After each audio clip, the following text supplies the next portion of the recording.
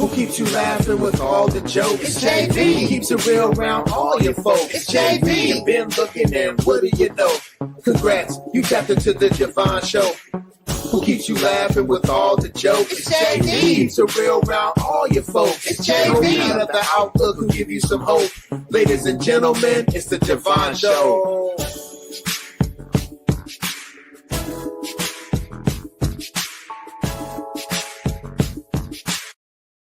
Ladies and gentlemen, welcome to the JeVaughn Show. I'm your host, JeVaughn, and boy, do we have a treat for you today. I'm not going to waste no time. You know, I'll be doing all this talking, all this monologuing for no reason today. We're not doing none of that today because we have a woman about to come on this show. She's an apostle. She is a gospel icon. She is an amazing, beautiful spirit inside and out. We're not wasting no more time. Ladies and gentlemen, you saw her over in Nashville hosting for 4 hours, bringing in all these choirs. So now she's just going to chill on the JeVaughn Show. Ladies and gentlemen, Apostle Sam Franklin. How you doing, Apostle? Hey, everybody. It is so, I am ecstatic to have you on my show today. This is an honor. Thank you. Thank you. I'm ecstatic to be here. It's, y'all forgive my light switch, but it's amazing to be here. I got the email from Reggie, and I see the emails as well, but I don't answer them because, you know, that's what he does. And I was like, oh my God. And then he sent it to me and said, you know, they saw you on, at the choir room and I was like, me? You know, and so I'm elated. I'm humbled anytime that I get a chance to just share the gospel or just share who I am or just be on somebody's platform. I don't take it for granted. I don't take it lightly. So I'm grateful to be here. Thank you, thank you, thank you. So there's a question that we start with every single person that comes on this show. And I feel crazy asking you this question. Okay. But I have to ask it because we ask it to CC and we ask it to Mark Hubbard and we ask it to Mark News. We have to ask it to you too. Who is Apostle Sam Franklin? Apostle Sam Franklin is this 56 3/4 girl born in Memphis, raised in Chicago, with gospel music royalty. Been singing since I can remember, since I was about 2 years old. My father was a quartet singer and a preacher. I grew up in my uncle by marriage's church, Reverend Dr. Clay Evans. Before that, I was at the Mount Olive Baptist Church in Chicago with Reverend Willie Hall. And I started singing. I sang my first solo at that church. And then we moved to, our church membership moved when I was about 10 to fellowship, and my family, we were all there. And I grew up there singing in the children's choir, then moved to the big church, as we called it. And then I started singing in a community choir called Brian Jones and Chosen. And from there, I moved to California and I joined the Love Center Ministries with Bishop Walter L. Hawkins, and the rest is kind of history. And I went between two churches, that church and Reverend Gordon Humphrey, the Olivet Institutional Baptist Church. And I like to mention those people because they're the reason that I am today. I like to always mention where I've come from, who I've gleaned from, whose shoulders I stand on. And so it didn't start with Walter Hawkins and just in the nick of time. You know, It started at fellowship. It started at Mount Olive when I was 6 years old singing, "Come by here, good Lord." And God is such a full circle God. I would have never known that the song I was singing, I would end up in California recording on that same Love Alive series with those same people. I was just singing a song, and I knew that song touched my heart. So from there, I came here. I've been here 23 years now. I've served at a lot of churches here as minister of music and worship leader. And then in 2014, I heard the call of God of pastorate. Been pastoring all my life. You know, pastor is not just within the four walls of the church. And then I began the Kingdom Love Worship Center back then with my former spouse, and that ended in divorce. And in 2025 and 2021, I heard the Lord say, "Continue the work that I sent you there for," and that was to continue the ministry and the legacy of Bishop Walter L. Hawkins. So here we are, 11 years in. And I was affirmed apostle about 3 or 4 years ago, and I have many people that seek my tutelage and that kind of thing. And so here I am. I've been singing all my life, and so as you probably know, I probably work with everybody in the industry as a background vocalist, arranger. My work won a Grammy along with Sir the Baptist and Professor Larry Jenkins for the TSU album, First Gospel Roots album. Well, we won Grammy for the Gospel Roots album, and I was one of the producers on that album. And so, yeah, I still love to sing. I still love to produce vocals and create and arrange and pastor. I'm a mother. That's the most important thing. I'm just here. When you read off to yourself off just the top of your head, off of memory, all of the accomplishments, all of the experiences that you've had, how do you remain humble? Like, how are you not the most braggadocious apostle to ever walk on God's earth? Because you mentioned Clay Evans, Walter Hawkins, you mentioned Grammys, you get to be a mother. How are you not just like, y'all know I'm her, right? Right? Right? Like, do you ever say that? Like, do you ever just walk around to people and be like, hey, by the way, this person bagging my groceries, Never, you know I'm her, never, right? never. It's exactly the opposite. And anybody who is who knows me and knows my heart, never. My circle, they always tell me, because I'm like, oh my God, somebody came up and said, oh my God, I've been following you, or I'm not gonna cry. Mm. They say, oh my God, I've been following you. Oh my God, I did it. And I always tell myself, I'm like, I don't know people know me like that. And they're always like saying, everybody knows you. And I just got a breakthrough about a week and a half ago because of insecurity, because my album didn't go #1, or because I'm not always, because you know what I mean? And I felt so like, God, I don't have what other people have. And God had to remind me, you haven't had a #1 album. You don't have 20,000 members. You're not always on the road anymore, but I have kept you relevant for almost 40 years of being in this industry. And what keeps me humble, because I know if God didn't shine on me, if God didn't bless me with these gifts, the apostle, the prophet, the pastor, the teacher, the evangelist, because I've walked in all of them, with me being who I am outside of the call of God, it keeps me humble. I really can identify what Paul said. Listen, except for the grace of God, there go I. And that's what keeps me humble, because I know there is no good thing within this flesh. And I know it's him every step of the way. It's not a false humility for me. Oh, glory to God. It's all Jesus. No, I know I can sing. I know I'm a teacher. I know I'm a preacher. I know I'm an evangelist. I know I'm an eagle eye prophet. I know that I've been blessed with the gift of accuracy. And I know that I'm an apostle. No, I'm not out here planting churches all over the world. But another definition of apostle is an innovator, one who one who does something that's never been done before. I know that I was part of the one to sow the seed in the praise breaks and the flipping of the songs and all of that. But I'm humbled because God chose me in spite of my faults. So that's what keeps me humble. And But that's what keeps me covered. even with that humbleness, though, isn't there then, because you talk about the things that you don't have or the things that you're not doing, but when you go for Stellar Weekend, let's say, and everybody knows who you are, it does that at least become a moment of maybe becoming overwhelmed because it's so many people that want to touch you and grab on you and love on you?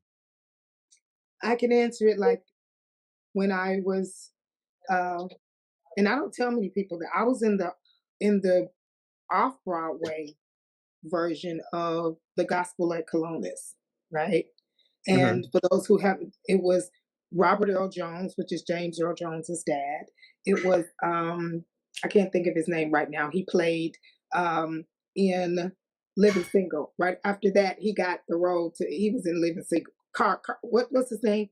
Um, him and Pam. Him and I can't think of the name, but they end up being together. Not Kim Coles and her guy, the other guy, the dark skinned guy.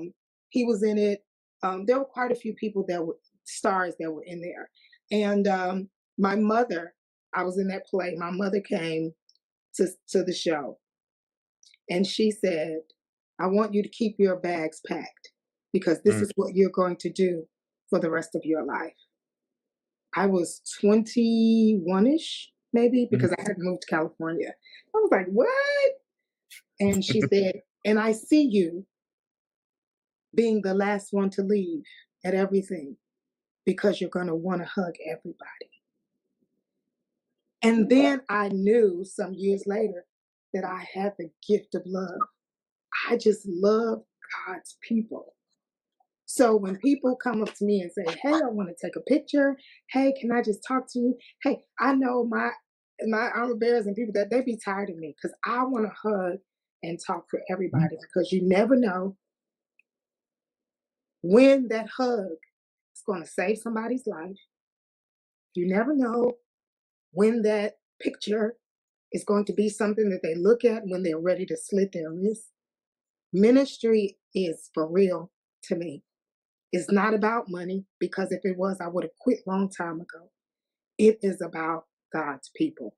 And I really, really love them. So Stellars, it was a bit overwhelming for me this year because, they stopped doing it. Was here. I moved here to Nashville in 2002. And so from 2002 until 2015, that's 13 years. I worked Stellars every year. Not only did I do the BMI Awards with Donald Lawrence, but I used to do an event, an after Stellars event, and then working on hosting it. It's just, and so this year it was a little tiring for me because I'm not as young as I used to be, but fulfilling because people got a chance to come to the church, and it was just I hate what it has become. But I love the fact that God has called me to people. I'll never, never, ever, ever hate that part of my life. Let's get a couple of things out of the way. We're just gonna hit them real quick, get them out the way, because then I want to take you to Chicago. Okay. So the first thing is Stellars. If you're willing to share your thoughts, is it political? Does there need to be a reset so that people for instance, it's not always, and the nominees are Kirk Franklin, Yolanda Adams, Fred Hammond, Donnie McClurkin, and CeCe Winans. Does there need to be a reset to bring in the Patrick Riddicks? I mean, I know he was nominated, but Vincent Bohannon's in other categories he won, or is it always just Pastor Mike had a great album, so he should have won 52 awards? That 52 almost made me slide out this chair. I think there needs to be a truth set more so than a reset.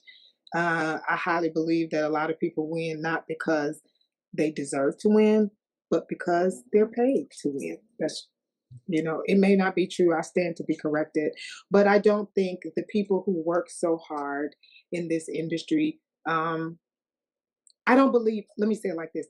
I don't believe that there's an A artist, a B artist, and a C artist, because I don't believe in artistry when it comes to the gospel of Jesus Christ. I believe that we have been called to be messengers of the gospel, and that is what should be the most important thing. I don't think we should be in competition with each other. That's why I don't even, some people was like, did you go to the show? Maybe I ain't been to the show since 2005. I don't go to the show. Not because I don't believe in us celebrating each other, but it's more of a competition. So, you know what I mean? I haven't gone since I performed with Walter in 2005. And so the Bible says to compare yourselves with one another is not wise, because look at what it is creating. Look at what we're doing. Look at what we're seeing. Look at, how we are at odds. because of a comment that somebody made with their free will, you know, but we want people to respect us for our own choice, you know. And I just feel that we need to be truthful and honest. There are so many people out here who are anointed, who are gifted, who are integral. You know, one of the greatest voices out here, outside of the people that we call, is Blanche McAllister Dykes. You know, Yes. Yes. she's an. Brilliant I'm voice. not saying that because she's one of my best friends, but Mhm. you know, we forget about the Blanches. And we don't promote the people that need to be promoted, that are really out here gifted and still working in spite of not charting or not be having a number one. Your Lowell Pie, you know what I'm saying? Mhm. Nikita Clegg. You know, there are so many others who are out here. Terrence Cotton. So many people that we forget about that help push these people. You know, and then the people forget about them, you know. So Yeah. I think we need to have a truth set. You know, I don't think I'll be 57. I don't want to be in a rat race of dates when I get 65. I want to be Mhm. I want to be in a space of tutelage. I am now. I don't do a lot of sessions anymore, but I don't mind showing somebody, hey, this is what you do. This is how you do. This is where you do. These are the things that will help you succeed. I've been doing BGBs now for 40 years. There's something I've done right that people will still call me and trust me to contract their singers. I did some contracting for, you know, some of the award shows, and even dancers for the Stellars, you know. So yeah, I think we need a truth set. We need a truth So set. if they made you executive producer, what's the first thing you're changing? I must, Updating, resetting. Mhm. for the Stellars, Yes. a dress code. Mm. Now I know at the choir fest you said everybody put on some robes. Is so are you on the Todd Delaney? We really need to be putting on clothes covering our bellies. Maybe the pants aren't as tight. That type of thing. I don't think Todd was saying let's not be current. I believe he was saying everything doesn't look good on everyone. Which is true. Which is It's weird to get so much backlash on that. absolutely. I think because communities take offense at anything they can when they are not comfortable with who they are. I believe that if you choose to be something, whatever that is, if you cannot take the backlash or front lash or whatever comes with it, then that's something you don't need to be. Yeah. Period, point Yeah. blank. And so I think we kind of took what he was saying out of context. But I do believe, I don't even mind, because I saw Erica Campbell, she had on a dress and her shoulders out. It was still beautiful and it was still tasteful. And I didn't see a lot of, I haven't seen a lot of some of the things I've seen, they're just too tight. They're just, Mhm. yeah. I'm a dresser, right? And so I believe in pushing the envelope, but we pushing the envelope, opening the envelope, stuffing the envelope, and everything else. You know, I was at some other events and I saw, mind you, the Stellar Week is still a celebration of gospel. And I saw Right. tits out plunging, thighs and all that. And it's just inappropriate for what we are supposed to be celebrating. So the first thing I would do is send out a dress code. The second thing I would do, the second thing I would do, I would follow each artist for a year. Mm. Have there be some ethical To see if point? they live the life that they think about. And that's Mhm. not judging anybody. I just need to make sure you're integral. Yeah. Yeah. Because it is gospel music. It's got, if we were singing, I'm gonna go, if we were singing inspirational, because that does Mhm. not necessarily mean the gospel of Jesus Christ. But the gospel, according to the Bible definition, is the good news of Jesus Christ. Yeah. And so I don't need you up on the stage representing the gospel of Jesus Christ and they saw you in the club. Mhm. And believe me, I did not ask you to come on because I wanted to give like put out reels with highlights and look at Yeah. what Sam said. But as Let you're me tell you talking, something though. I ain't never scared. I know Never, you. Oh, I saw never. your post about the J.J. Harrison singer with the who made a remark, and you were like, "Let me make sure that you understand and get you right." So I know you're not afraid, but I don't ever want a guest to come on and think, "Oh, he brought me on," because I Yeah. wanted to celebrate you because you Oh are a wow. South Side of Chicago icon. But at the same time, because you have a voice and it's Mm, powerful, I wanted to make sure that and I'm going to talk to Pastor Mike about this. I'm going to get him on the show. We're going to talk about it because a song about I'm going to bust your head if you keep looking at me wrong, it just seemed weird to me to then win a gospel ne- award. It just to never. me, that's too fun. It's how much fun. No, no. Never heard it. Never heard. Never. Yeah. I don't. So I can't. Maybe. And it's gonna be big. That's his song. that one, I listened to the okay, JeVaughn, your I'm just perfection. saying. I may. When That's he won the 73 awards, I said maybe I missed something, and I put the album on and I played it back, and I said, "Oh," and then I made notes, and I said when I talk to him, because I'm not one to go behind nobody's back, and because I'm the same person that said there's some gospel songs that I don't like, and not every gospel song is a good song, yeah. and I got beat up Because for it. it's not about the gospel of Jesus. We from you said it. I'm from the South Side of Chicago, and I keep telling it. I even because I try to stay out of the arguments because I Mm. believe in quality control. Right? Quality control in the gospel music industry community should be like what happens in the house stays in the house. So the world Yes. shouldn't even know that we're beefing if we're beefing. Hey, let's have a private forum and talk about these things. But Mhm. hey, we want to be social media stars and influencers more than we want to be carriers of the word. So this is why Mhm. all this stuff gets out.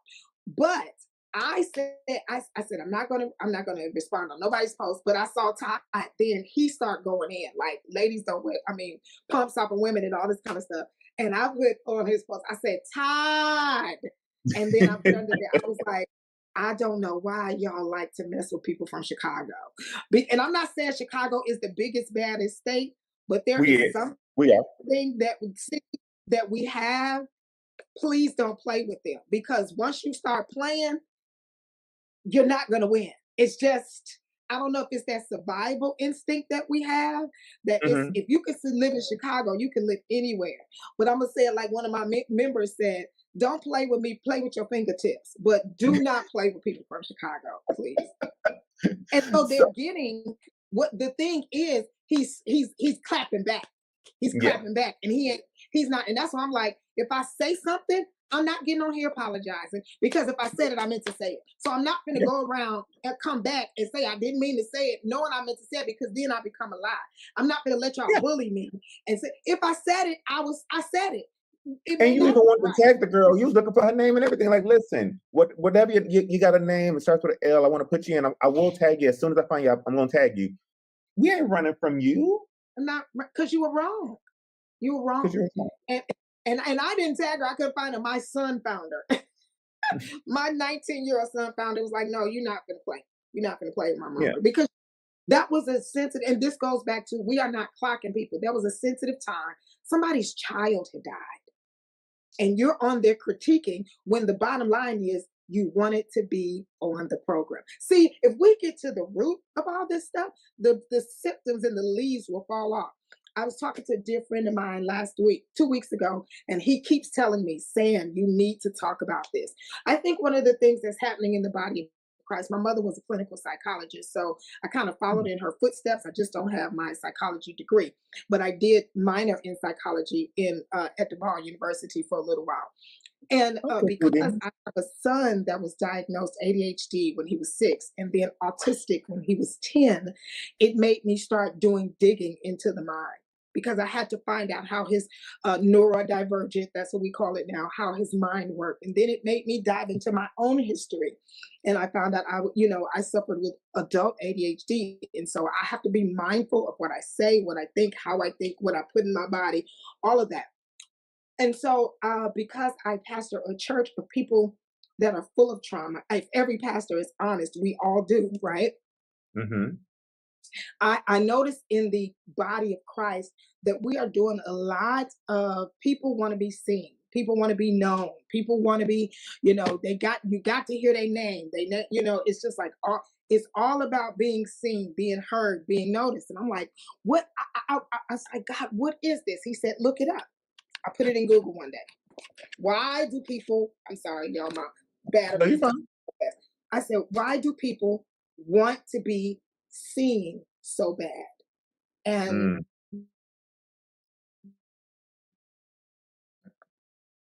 HPD came up.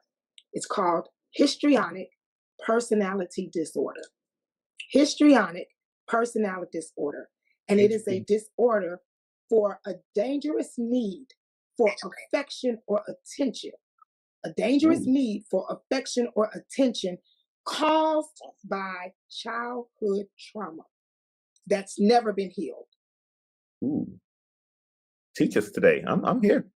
So ain't that something? That's why we're wearing in and everything, because we know people gonna comment. Black women are shapely, period. You may not have the biggest booty, but we don't have to show our shape in gospel. God clocked me about that because I'm a Black girl and I'm a bountifully Black girl, right? So I lost a lot of weight. So in my heaviest, I was 326. I stayed between 175, 185. I'm a 10-12.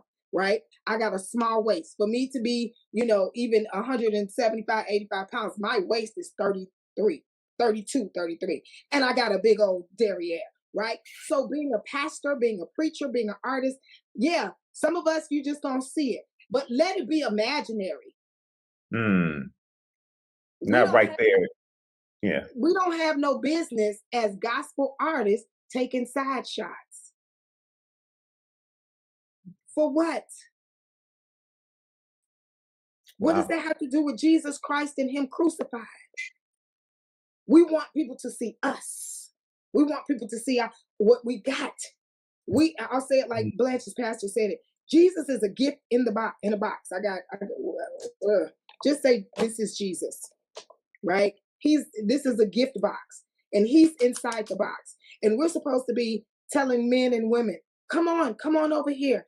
I got something in this box. He's the gift in the box. And we're trying to get people to come to him in the box. But what we're doing is drawing people to him, supposedly, but we're really trying to draw people to us in our agenda. But we are not the gift. We are not in the box.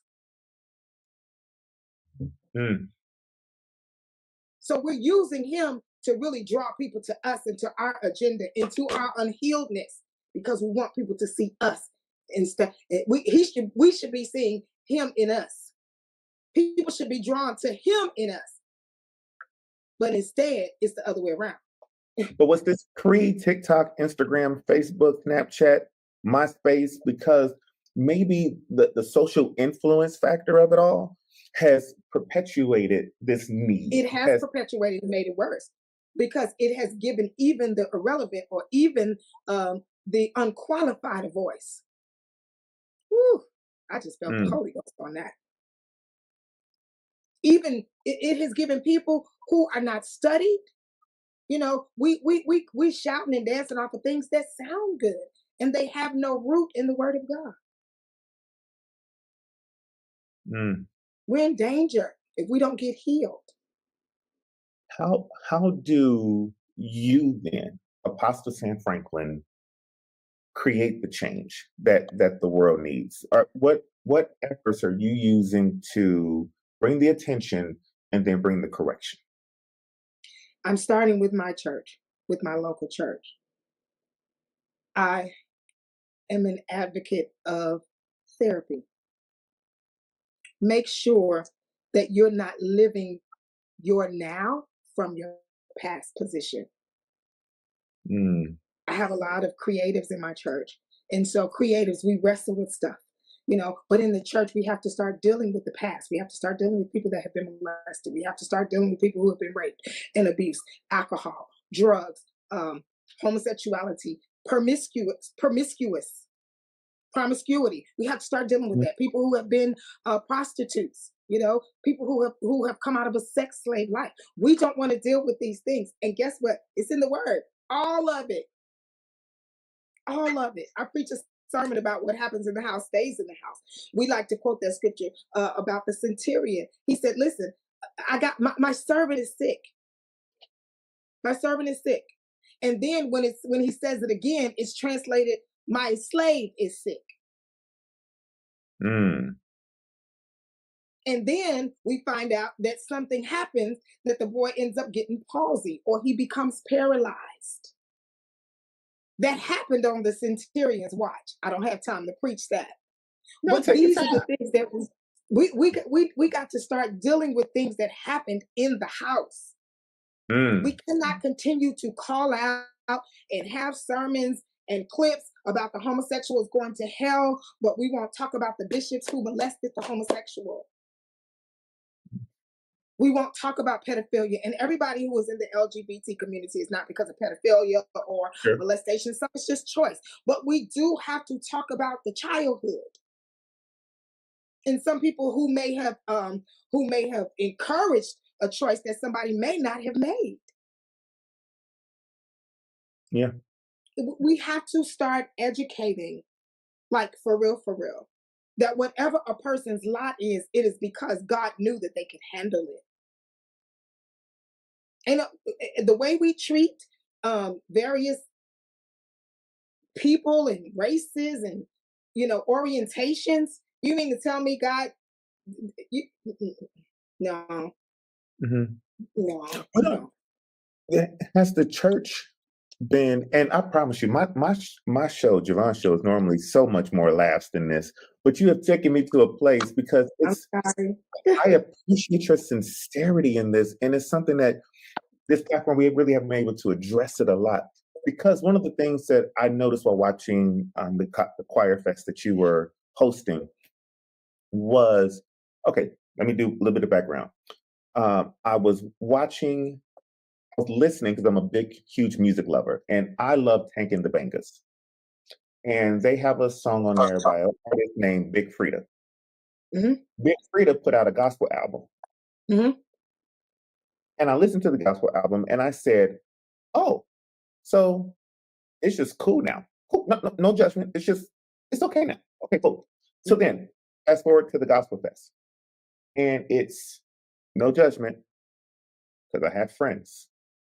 And I'm not going to be that person to say, oh, I'm cool, I'm down, I'm an advocate because I've got friends. But it was an observation that every single tenor section, and we'll just call it 3/5 of the directors, are now openly part of a lifestyle that was once hidden and admonished. In 2025, going into 2026, is that just what's accepted now? Is that what the industry is now? I think And is there? I think it has always been. I think it has always been. I just believe, because Reverend Clay Evans, he was straight in as an arrow, but our tennis section was full of people, Mhm. that were in the life. That's what we used to Right. say back in the day. I think what Mhm. has happened in this generation and dispensation, we have lost honor. And because we have lost honor, we lack discretion. That's what it is. Mhm. Whatever you're not delivered from, as we say in the church, you should have discretion over. Even if Mhm. you choose that lifestyle, that's between you and God. Everybody doesn't have to know it. I tell the people at my church like this, I said, whatever you choose, I said, don't let your cause be greater than your destiny. Your cause is what you have planned. Your destiny is what God did in eternity, right? And I tell them, if it happens to be, the life, then you don't have to come to church saying, I'm in the life. If you're a thief, you don't have to come to church or wear a I just t-shirt. stole from that church, from that store next door, but I'm here now, so accept me. You don't have to wear a t-shirt that say, hey, I'm a thief. And I tell them like this. I said, because if you wear this shirt that says I'm a thief to church, even though you and God talk about it at home, and God understands, he knows your background, he knows your beginning, he knows your initiation, right? Your mama may Yeah. have been kleptomaniac. So that's all you know, right? You don't have to wear that to church because that's not what we come there for. We come there in a commonality to worship God, right? So Mm. if you are a thief, true story, if you are a thief and you come sitting next to me to worship the God that we know, and you have on a shirt that says you are a thief, I'm going to be uncomfortable with you because when we all clapping and you stop clapping, I'm gonna think you done picked up some of my stuff. So just come with the commonality to worship and leave everything. And it's not just for thieves or Sure. LBGC. It's for heterosexuals. It's for hoes. It's for lesbians. It's for gossipers. Leave that at home. Because church is the place where we come with the commonality to worship our Father and testify to each other of his goodness so we can be strengthened and go home and not want to commit suicide on Monday after But we I been come, shouted in the floor and spoke in tongues on Sunday evening. but I come to lay the burdens down. That's why I bring all of my No, baggage. let the Lay burden them down. down. The reason you got so many burdens in the church is because we all having each other in the church. That's why so many burdens in the church. This is the place where we come with the commonality to worship. Leave all that other discretion. But see, when you don't have 5 and 6 and 7 people in the same church, it's going to be mess. We create the mess in the church, and it's not the 4 walls of the building. Church people. Well, we are the church. The building is not the church. We are the church. So what are we doing? What are we doing? Jesus is the celebrity, period. Everything else is a byproduct of him. And we've just gotten so, everybody wants a mega church. Everybody get a job. What's the difference? I'm going to transition a little bit because I want to lighten you up a little bit because you got a birthday coming up. We're going to be celebrating your birthday. But I grew up on the south side of Chicago. I'm in Dallas now. I had to because of work and things like that. But I grew up on the south side of Chicago. 12301 South Michigan Avenue was my church where the pastor was Dr. I'm Isaac L. sorry. Floyd. And, fellowship was cool. But Greater New Montego Michigan Baptist Church was lit. My question is, what did you love about fellowship, and was it tough leaving when you left? I loved everything about fellowship. It was one of the first Black churches to have a credit union. One of the first Black churches to have a credit union. Reverend Evans was a pastor. Get your money right. Get your money right. So it taught people how to have, even though it was in the middle of the projects, there were a lot of middle class people who traveled from the South Side to come. I lived 2620 East 74th Place in South Shore. Back in that day, South Shore was a very, very affluent neighborhood. It was along the lake. It was the Black Hyde Park. And back in the 70s and 80s, Hyde Park was, so it was all white. No, we did not live there. So South Shore was a mix. And so, my sisters and brothers went to South Shore, and I grew up on the beach, so it was a church that it was full of families. So it was made up of families, huge families. We had the Jarman family. It was 12 of them. It was all the Daniels families, about 10 of them. So I grew up surrounded. It was our family, Franklin's. It was 6 of us. It was just family oriented. And to this day, most of us are still connected. I learned the structure of church because I wasn't thrown into mega church. See, fellowship had 2,000 members in the 70s. It was a mega church. I tell people I've been watching my head from boom cameras all my life, right? Since I was 10 years old. We see boom cameras all over, and you see lower thirds and all these graphics and stuff that people are doing now that they think is new. It was old to us because we came on TV. We recorded every month. It came on every Saturday night. We recorded every Sunday. And so, but you did not graduate and go to the big church until you were 13. So you belonged to the children's church from the time you were 2, 3, able to talk. we had a children's church. It wasn't coloring. It wasn't alphabets. It was, we had junior deacons. We had ushers. The choir had little robes. We had little robes. We had a youth, a preacher. So the service was exactly like the big church. It was modeled like that.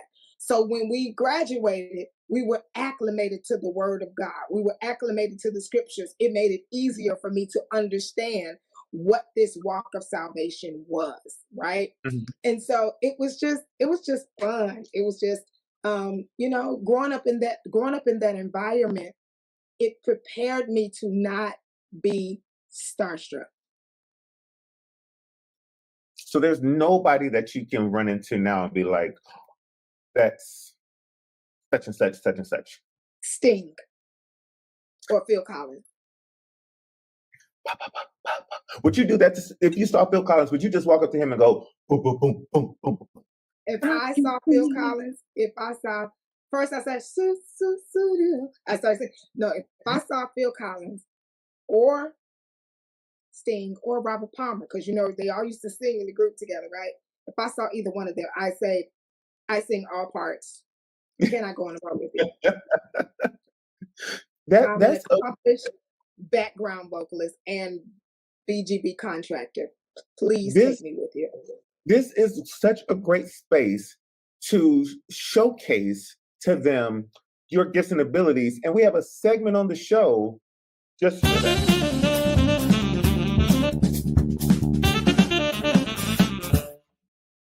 On the Creative Showcase, this is where we have the ability to tell our idol, not our idol, nobody's an idol, but to tell someone who we admire, hey, I appreciate your music.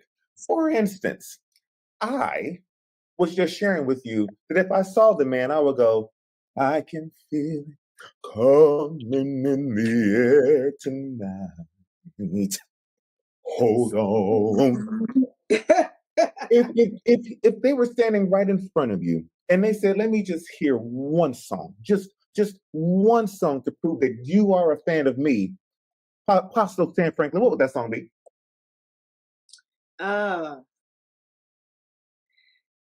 I would say to Sting, every breath you take, every move you make, every smile you face, or whatever, everything you face, I'll be watching you. Oh, can't you see? Ooh, you belong to me. How my poor heart aches every step you take. Whoa, every single day. Hey, every move you make. Yeah, every step you take. Everything you say, I'll be watching you. Yes, sir. And then he would say, you know what, that song is about stalking. Yeah. Yep. That song's about stalking. He say, like Jesus, come on, my child. like keep an eye on her. But I love gospel artists. I love CC. I've worked with her. I love Donnie. Donnie just did his last recording, and I supplied some of the singers for him. And at the end of it, he called me up, and we shouted out the Love Center legacy. And he said, "Sandy, if you were to sing a song, what would you sing?" I was like, "What?" Because people don't believe it because I'm so rah-rah, but I am very, very shy when it comes to singing in front of people. Like, really? I'm very. Yes. When I'm put on one-on-one, I'm like, oh my God, I'll be ready to TT on myself. No, for real. And and I was like, what would I, and I sang Stand back to him and just appreciated him for being who he was. But I love all of our OAs. Some of the newer people, I love the group Fire. I love them. I love Lisa. Lisa calls me auntie. I love Lisa Noel Smith. Who else? Choirs. I love choir. I'm a choir head. I'm a choir head. So I love. And coming from Chicago, you kind of have to be with Sweet Holy Spirit being over there, and Sweet Holy um, Spirit. I grew up with, I was a member of Brian Jones and Chosen. And so Brian yeah. Jones and Chosen was before Ricky Dillard, you know. Actually, Ricky Dillard asked me to be a part of his choir. I told him no because I was singing with Brian and I'm loyal. And he was like, I'm gonna make you a star. I was like, honey, you ain't got that power. Jesus gonna make me a star. So we laugh about that to this day. But you know, my brother-in-law played for the Thompson Community Singers, and you know, it's choirs are in my blood. You know, I grew up, I don't know if you remember Chris and the company. You know, Yes. Donald ended up getting it, but Chris and the company, the Pete, what was their names? Pete Brown, you know, just also it was all choir. Soul Children of Chicago. Let's The not forget Soul Children of Chicago. Walt Whitman, Walt Whitman, Percy Gray, you know, Percy, I Percy worked Beatty. with Percy. Yes, Percy. Me and Percy were just together. It's my brother, and I often run a lot of things past Percy musically. But Richard Gibbs, you know, so many people that we had in Chicago, so many choirs, so many soloists to look up to. You know, you got Angie Spivey, you got you. Mm. My favorite all time, and I patterned myself after her emceeing and hosting is the one and only Janet Harris Sutton. You know, Oh, so I am yes. when I think people love Juanita, but they don't understand. Before there was a Juanita, there was a Janet Hmm. Harris Sutton, and you know the closeness that they have and all that kind of stuff. You know, I was there the night Juanita came back to church after she had been out and she joined St. James. You know, I remember when Juanita worked for Pan Am Airlines. You know, it's just so our Chicago is so rich. You know, and then we had your Faith Howards and your Light of Loves, and you know what I'm saying? All those great groups, your Ford Brothers. You know, I just, you know, it's just people Did just you don't grow up understand. listening to the WGC have the music of love and inspiration on Sunday mornings? Yes, Were you sitting there listening with me? yes. I used to I was listening love. to WGCI on Sundays, and I was listening to Bishop Campbell on Saturday nights. Hmm.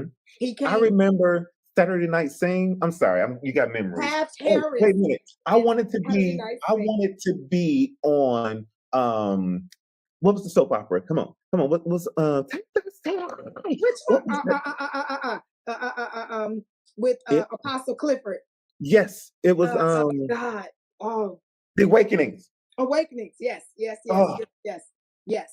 Because Chicago, it is an innovative city. Y'all, we had a gospel soap opera that came on every Saturday night called The Pookie. Awakenings Was with it Pookie? Peaches was Pookie. it was It was Pookie. was it Pookie? It was great. I know that. Yes, I and mean, she really did work at a McDonald's, but that's beside the yes. point. And then the apostle, take the city. Yeah, it was amazing. It was amazing. My heritage, you know, and yeah, I was born in Memphis, but I left Memphis when I was 9 months. So I'm raised by Chicago, and Yeah, I you thank God Chicago. for it. And I was raised Baptist, so I have a balance. You know, I don't think I'm going to hell because I wear red lipstick. I know my nephew is probably screaming right now. He hates red lipstick, but he'll be all right. You know, I we learned there's a loyalty. Um, Darwin and I were talking about this. I was saying because Nashville's a little different when it comes to loyalty, and the Lord gave me that this is the southern region, and still laced in slavery mentality, right? People came to the north to be free, and so I was raised in a freedom mentality. So coming here is a little different. You know, you had the house nigga and the field nigga. I'm sorry, y'all. This Yep, is just use what it words. is. Yeah. We had those. You know, that's what they were called. I'm not saying, you know. And Mhm. so we people used to celebrate the person that they called the house nigga because he was in the house. But at the same time, he was still what they still considered him a nigga. You know what I'm saying? He was still they still considered him beneath. And so because of that, the house ninja often betrayed the field ninjas because he thought he meant more to massa than he did. And so Mhm. that mentality is still here in the South. So there's a different kind of loyalty here. I'm like, what in the world is y'all doing Mhm. here? You know, so I thank God for my Chicago roots. It taught us ministry, but it also taught us stage presence. We had Dolores Barrett Campbell. We had James Cleveland. We had so many people to teach us how and what to do and what not to do. So I think that's why God has allowed me to still be relevant because of what I learned, and sitting under, I allowed myself to Yeah. be taught. And the greatest teacher will forever be the greatest student. I had the opportunity. So at our church, we had Mark Hubbard. Speaking of Reggie, Mark Hubbard rehearsed at our church, and in Mhm. fact, the No Turning Back CD cover, that picture was taken at our. But anyway, that's my point.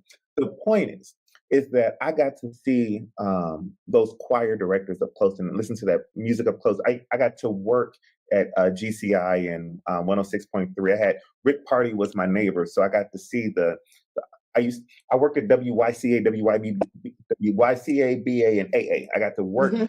there and learn and do all that stuff. And it was being a child and being able to learn, like you said, the balance and being able to see these artists up front and them not be grand. Larry Jones is the assistant for Ricky Dillard, and he Right. was our praise and worship leader, choir director, did all that stuff. And he was willing to teach me and to work with me. All of that brings me to my question. Have we lost that? Because whether it's the mega churches, whether it's the streaming, whether it's not going back into church because of COVID, have we lost that reach out and touch, tutelage? And that's the reason why maybe the gospel albums and projects aren't what they used to Absolutely. I think I am what we're generation next. be. I just look old. I'm really 37. I'm just playing. Right, me too. Yeah, get up. I believe that somewhere between the latter year millennials and the Generation Z, they came here knowing everything.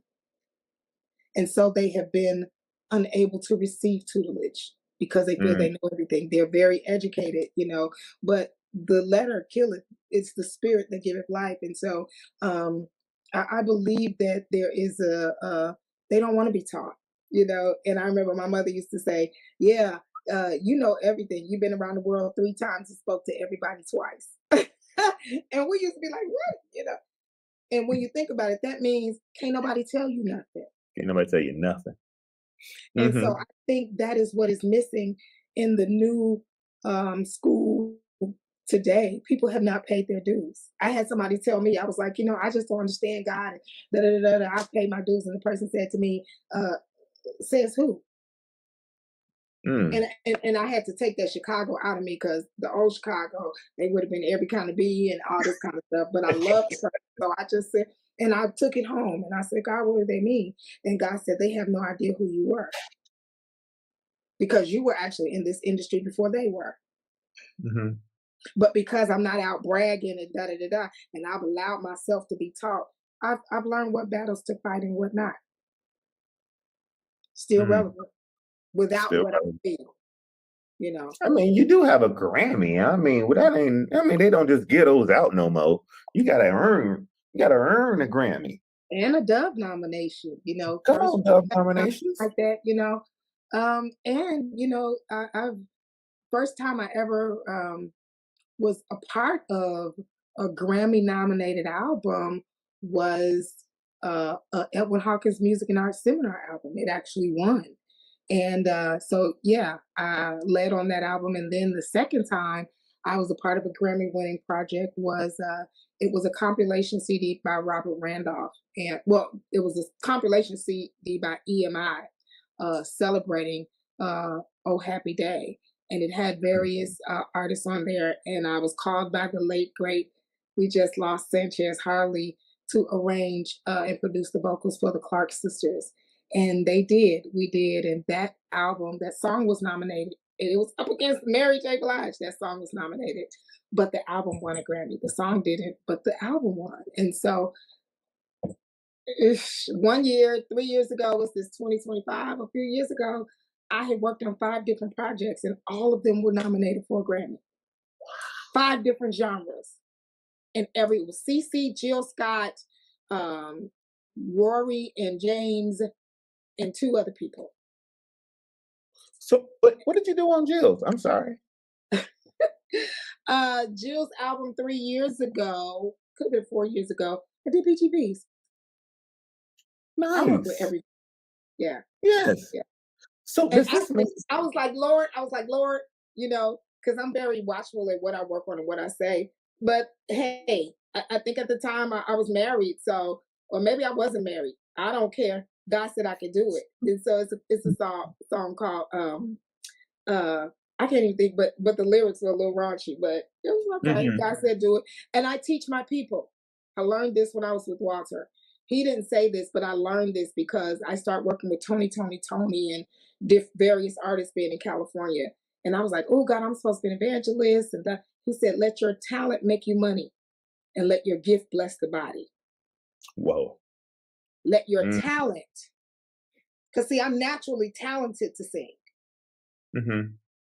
but let your gift, which is that talent that has been anointed for service to God's people, bless the body.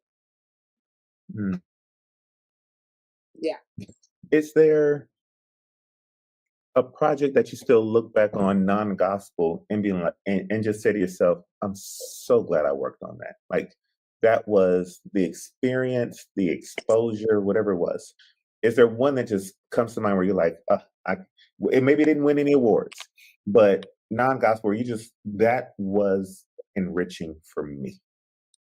Number one, arranging and doing background vocals for Kenny Loggins. Was it the Winnie the Pooh album? No, this was his personal album. Nope, it wasn't the Winnie the Pooh album. I don't even remember the name. That's one of my favorite albums of all time.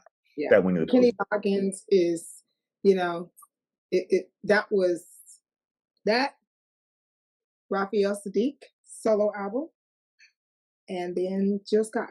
Those are my top 3 R&B sessions. Nice. I am not a singer. I write occasionally, Mhm.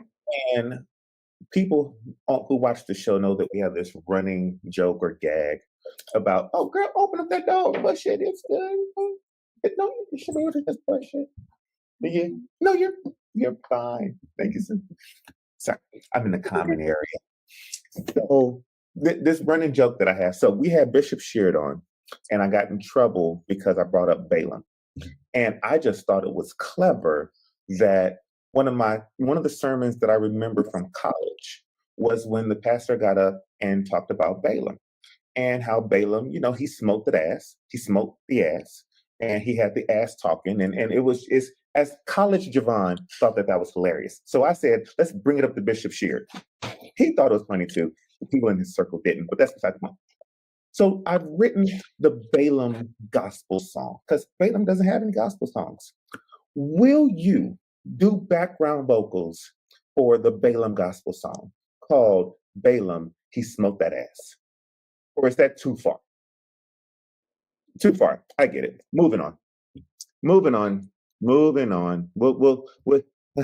I'll find somebody else. Don't worry about it. Don't I worry ain't about seen it. it yet. I'll bring in Crazy people. no, let me tell you what's crazy. I was one of the team captains for So You Think You Know Gospel, the inaugural of the ultimate gospel game show. I heard you And won. they asked the question. I did win, yeah. And I was up against Bonita Bellamy, Pastor Ben Tankard, and Nate Mm-hmm. Bean. Nate Bean, he young, so Nate wouldn't know the word like I know it. But no, that's my baby. But they asked the question, who said some, or something about that, and nobody knew who it was. It was like, who was Balaam? It was Gospel Jeopardy, and it was some questions. Why did you beat me? And I was like, the donkey talking to Balaam, and everybody's like, Balaam, one of my favorite stories in the Word. So let me pray about it and see what thus saith the Lord, and I'll get back to you. I said that if I ever get an opportunity to preach in somebody's church, and I'm not talking about the Saturday night service. I mean, you let me come up Sunday morning to Potter's house, I will come with my Balaam sermon. I got all 45 minutes ready. Apostle Stan, you got to take a vacation somewhere. Sting is going to call you and say, I need you for 3 weeks. And you're going to need a Sunday off. And they're going to say, JeVaughn, are you available? And I'm going to say, I got one sermon. I only got one. And it's Balaam. So whenever you need it, Apostle, I'll even send it to you. You can make some notes, edit it, but let me deliver the word. Yes, sir. Anywho, I'm excited for your birthday. Yeah. This for this next, let's just say 50 years. What Wow. do you hope to accomplish? What do you want to accomplish? What do you need to accomplish to really say that Apostle Stan Franklin made the impact that she wanted to make on this world? I need to get everything that's still in me out of me. I need to do another album. I need to write 3 books. I need to continue. I need to establish 2 more locations of my ministry to continue the legacy of Walter Hawkins. I need to make sure that my son is secure, even though he's a 3rd year college student. But I want to make sure that he graduates from graduate school because he wants to do that. I need to make sure that I own more property for my children's children. I want to make sure that I continue to empower God's people how to live, not just say it. And I want to retire. I want to retire soon, I guess. Yeah, because I love ministry, so I can't say that. But I definitely want to do everything that God has put in me to do. I literally want to die empty if I'm not going to be caught up. I don't want to have any ounce of ministry left in me or any work undone. Wow. I look forward to watching you from a distance, if that's what it is, or if that's what it's going to be. I look forward to watching you accomplish all of these things. Just a little girl from the south side of Chicago who has gone on to give her passion and to give her life to ministry work. It is so great to see. Like I said, I've been a fan, and I don't use that word lightly. I'm not a fan of everybody, but I watched that entire 4 hours on the internet stream because 4.5 hours of you telling people to shush. I enjoyed every single moment of that. I enjoy you talking about robes and the next group coming up and doing robes, and the next group after that not wearing robes. I enjoy just the way that you, because I host kept things my cool when I said 10 minutes and people did 4.5 songs. And you was going to threaten to cut them off, and people were generous and let the mic stay on. And I said, she gonna talk to somebody. But you do such an amazing job at everything you do. Wow. And I look forward to this next phase of your life. Congratulations to you, to your son, to whoever takes your last name in the next marriage. So all of these things. I look forward to meeting you one day and getting one of those hugs you talked about. Yes. And then we're just going to do a whole nother show. Yes. So I promise, pinky swear. Pinky swear.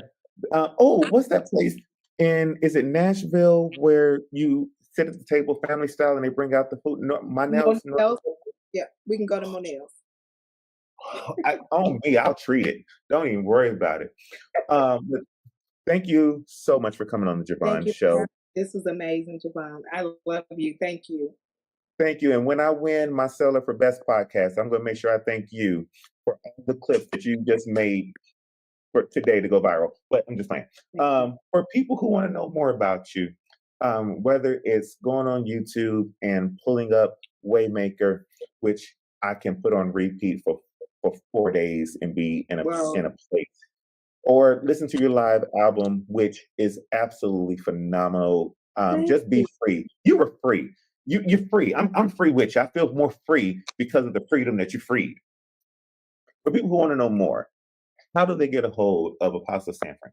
I am simple, and I am at Stan Franklin on all social media outlets.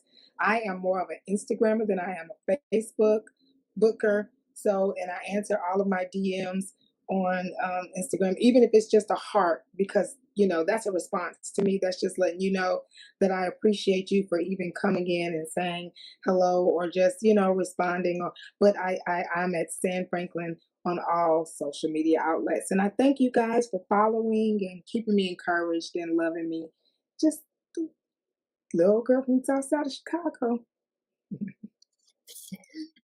So sorry. Lim Bloom. I look forward to coming and visiting you and giving my sermon. On behalf of JeVaughn and who are my producers? Dr. T.L. Holmes and Elevate Magazine. Got them all out. I would have got fined. Thank you so much. Everybody, make sure you guys go check her out immediately. Go back and play the Gospel Choir Fest. It was amazing. And she's Apostle Sam Franklin. Make sure y'all sing her happy birthday on her birthday. I'm going to sing you a birthday song too. Please. And You hey, ready? y'all join us every Sunday night. The Love Center South on Facebook. Love Center South. We are an extension of Walter Hawkins and the Love Center Ministries in Oakland, California. We are Love Center South. So y'all go watch us. 5 p.m. Central Standard Time every Sunday night. And on our second interview, I promised to get to all the stuff I meant to get to that I didn't get to in this interview. So on behalf of the entire production crew, make sure you take care of yourselves and each other. God bless you. Mwah. God bless y'all. Thank y'all. Thank you, Apostle. Thank you. Bye. Count on me through thick and thin, a friendship that will never. No, please stop. Please stop. Please That stop. was- Now, I heard Melissa when I came on, and she's awesome. So I don't know about what you're giving me now, JeVaughn. Oh. But Melissa sounds like she's safe. Now, JeVaughn, you have heard the woman of God, okay? The answer is no, and don't ask her no more. Now. There's like a fork in the road. Lord, I ask that you bring clarity and peace into their lives, into their homes, into their mind. Peace that goes beyond understanding, and love and light. Lord, let them be the example that others need to see. Let it pass on, because that's what we're doing. No man is an island, Lord, so I'm asking that you really strengthen us so we can strengthen the next person. We give you all the glory and all the honor and all the praise. I love Jesus, so I'm going to say in Jesus'